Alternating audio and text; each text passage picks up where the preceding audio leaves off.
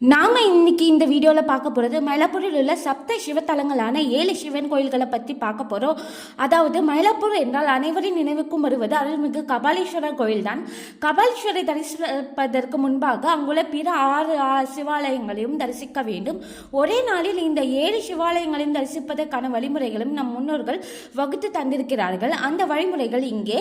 First கோவிலான Sri Karaneeswarar கோவில், 2வது கோயிலான ஸ்ரீ தீர்த்தபாலீஸ்வரர் கோவில், 3வது கோவில் ஸ்ரீ வெள்ளீஸ்வரர் கோவில், 4வது கோயிலான ஸ்ரீ விருபாட்சீஸ்வரர் கோவில், 5வது கோயிலான ஸ்ரீ வாலீஸ்வரர் கோவில், 6வது கோயிலான ஸ்ரீ மல்லீஸ்வரர் கோவில், 7வது கோயிலான ஸ்ரீ கபாலீஸ்வரர் கோவில். மொத்தம் 7 சிவாலயங்கள் மயிலாப்பூரில் நடுவிலே காணப்படுகின்றன.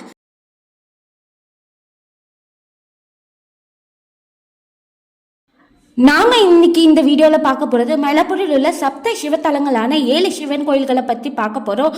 அதாவது மயிலாப்பூர் என்றால் அனைவரின் நினைவுக்கும் வருவது அருள்மிகு கபாலீஸ்வரர் கோயில் தான்.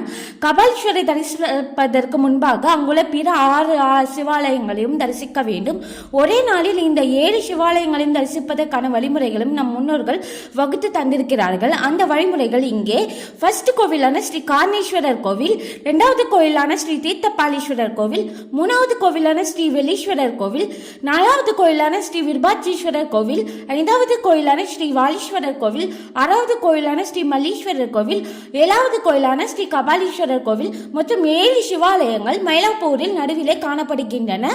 போய் நாம் அங்கு அனைவரும் சென்று வணங்கி சிவன் அருள் பெறுவோம்.